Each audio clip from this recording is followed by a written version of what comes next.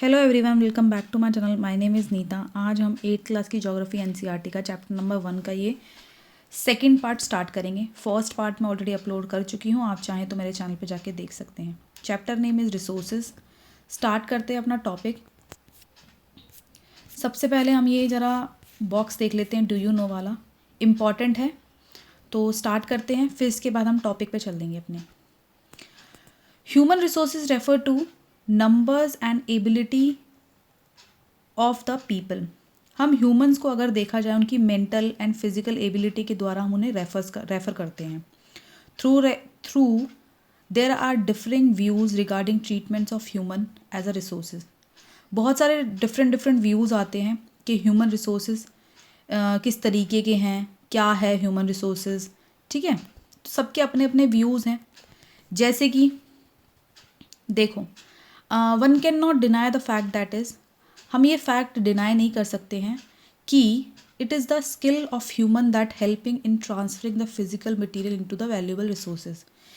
हम ये चीज़ डिनाई नहीं कर सकते हैं कि एक ह्यूमन की जो स्किल हैं वो एक मटीरियल को, एक फ़िज़िकल मटीरियल को वैल्यूएबल रिसोर्सेज में ट्रांसफ़र करने में बहुत बड़ी क्या कहते हैं भूमिका निभाते हैं। ठीक है, इनकी बहुत स्किल यूज़ होती है।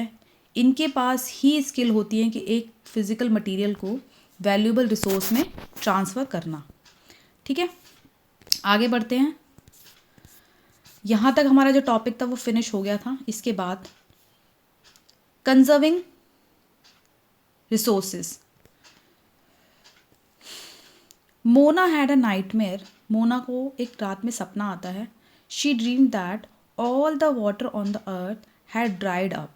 उसको क्या सपना आता है कि जो भी हमारे अर्थ पे जो पानी है वो पूरा सूख चुका है, ख़त्म हो चुका है। And all the trees cut down, और जो हमारे अर्थ पे जितने भी ट्री हैं वो सब जो हैं काट दिए गए हैं। There was no shade and nothing to eat और ड्रिंक। मतलब कि ना हमारे ट्रीज़ कट चुके हैं तो ना ही कोई शेड है देन, और ना ही कुछ खाने के लिए है, ना ही कुछ पीने के लिए है पानी।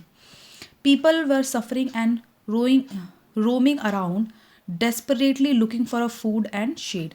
अब जो लोग हैं वो इधर उधर घूम रहे हैं, देख रहे हैं डेस्परेटली फूड को एंड शेड को, छाया। ठीक है, she told her mother about the dream. अब ये जो मोना है ये अपने ड्रीम के बारे में अपनी मम्मा को बताती है, अपनी अम्मा को बताती है। अम्मा can this really happen, she asked. तो वो अपनी अम्मा से पूछती है कि सच में ये हो सकता है। तो उसकी अम्मा रिप्लाई देती है yes. Amma replied, if you are not careful then ever even renewable resources can become very scarce and the non-renewable ones can definitely get exhausted। मतलब कि अगर हम रिसोर्सेज को, रिन्यूएबल और नॉन रिन्यूएबल रिसोर्सेज को केयरफुली तरीके से यूज़ नहीं करेंगे तो जो हमारे रिन्यूएबल रिसोर्सेज हैं वो तो मतलब वेस्ट हो ही जाएंगे, एंड जो नॉन रिन्यूएबल रिसोर्सेज हैं वो तो कम्प्लीटली एग्जॉस्ट हो जाएंगे। What can we do about it. तो हम इसके लिए क्या कर सकते हैं? Raju asked. Lords Amma reply,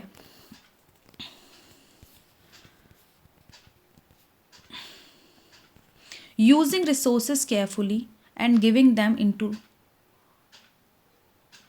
them time to get renewed is called resource conservation। कि अगर हम अपने रिसोर्सेज को केयरफुली तरीके से यूज़ करें और उनको मतलब बनने का टाइम दें तो वो होते हैं रिसोर्सेज कंजर्वेशंस। ठीक है, हम अपने रिसोर्सेज को केयरफुली तरीके से यूज़ करें और उनको एटलीस्ट इतना टाइम दें कि वो दोबारा से रिन्यू हो सकें। ठीक है, तो वो कहलाते हैं resources conservation. Balancing the need to resources and also conserve them the future is called sustainable development. अगर हम जो रिसोर्सेज हैं उनका बैलेंस बना के रहें, उनको कंजर्व करके चलें फ्यूचर के लिए, तो वो होते हैं sustainable development. There are many ways of conserving resources. अब बहुत तरीके से रिसोर्सेज को कंजर्व किया जा सकता है। Each person can contribute by reducing consumption. हर एक इंडिविजुअल की रिस्पॉन्सिबिलिटी है कि वो जो कंजप्शन है चीज़ों की उसको थोड़ा सा रिड्यूस करे, रिसाइकलिंग करे, रीयूजिंग थिंग्स। ठीक है, तो उनका कंजप्शन मतलब चीज़ों का जो यूज़ है वो कम करें, और जो हो सके तो उनको रिसाइकलिंग वे में यूज़ करें और उनको दोबारा से यूज़ करें, reusing things. Ultimately it makes a difference because all our lives are linked, मतलब कि जितनी भी जो लाइव्स हैं ये एक दूसरे से लिंक्ड है।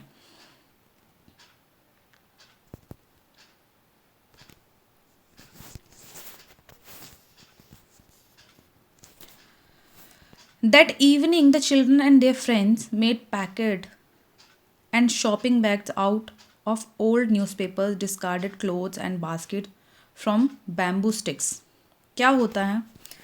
That evening, the children and their friends वो क्या करते हैं? पैकेट्स बनाते हैं, शॉपिंग बैग्स बनाते हैं, जो ओल्ड न्यूज़पेपर होते हैं उनके, जो ओल्ड डिस्कार्डेड क्लोथ्स होते हैं, and baskets from the bamboo sticks, basket बनाते हैं वो बैम्बू स्टिक्स की। We will give a few of every family we know, Mona said.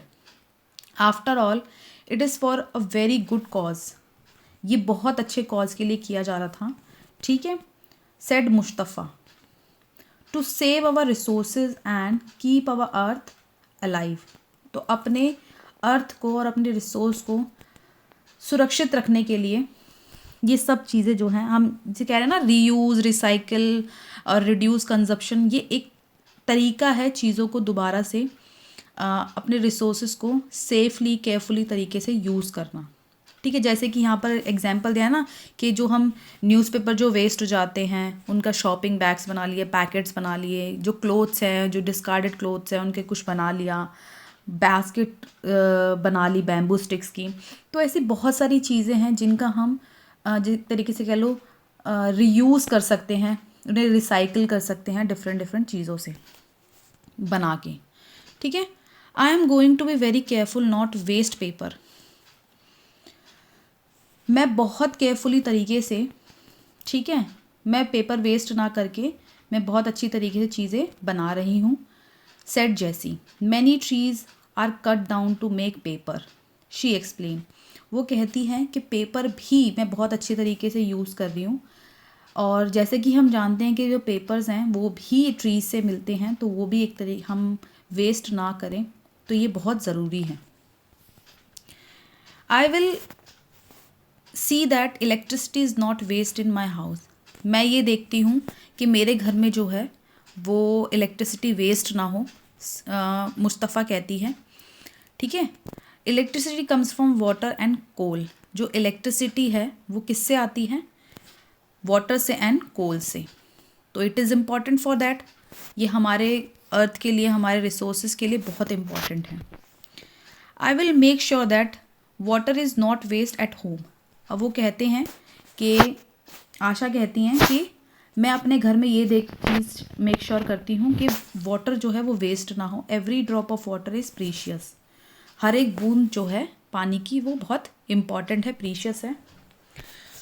Together we can make a difference, chose the children. These are some of the things Mona. ये बहुत सारी चीज़ें हैं Raju and their friends did. ये बहुत सारी चीज़ें हैं जो राजू, मोना एंड उसके जो फ्रेंड्स हैं वो करते हैं। व्हाट अबाउट यू, और आप क्या करते हैं? How are you going to help in conserving resources. आप कैसे रिसोर्सेज को हेल्प करके मतलब बचाते हैं, कंजर्व करते हैं। The future of our planet and its people linked with our ability to maintain and preserve the life support system and nature provides. Therefore, it's our duty to ensure that कि हम अपने resources को कैसे कैसे वो कर सकते हैं, बचा सकते हैं, अपने नेचर को प्रोटेक्ट कर सकते हैं। All uses of renewable resources are sustainable. जितने भी रिन्यूएबल रिसोर्सेज हैं वो, जैसे कि हम जानते हैं, सस्टेनेबल है। तो मतलब हमें उन्हें रिसाइकिल यूज़ करके, रीयूज़ करके उनको चीज़ों को यूज़ कर लेना चाहिए, ताकि जो हमारे फ्यूचर में जो जनरेशन है उनको चीज़ें बेटर वे में मिल सकें, और ऐसा ना हो कि चीज़ें ख़त्म हो जाएं। एग्जॉस्ट हो जाए। The diversity of life on the earth is conserved. The damage of natural environment system is minimised. इससे ये होगा कि जो हमारा नेचुरल एनवायरनमेंट है वो कम से कम तरीके से डैमेज हो। ये देखते हैं principle of sustainable development. Respect and care for all forms of life. ठीक है, जितनी भी तरीके की लाइफ्स हैं उनकी रिस्पेक्ट करनी चाहिए, चाहे वो एनिमल हो, प्लांट्स हो, ह्यूमंस हो, एवरीवन, सबका टेक केयर रिस्पेक्ट करना चाहिए। Improve the quality of human life. ठीक है, अगर हम जैसे कि हम बात कर रहे हैं कि स्किल्स की, क्वांटिटी की, क्वालिटी की, तो उन चीज़ों पे हमें इम्प्रूव करना चाहिए।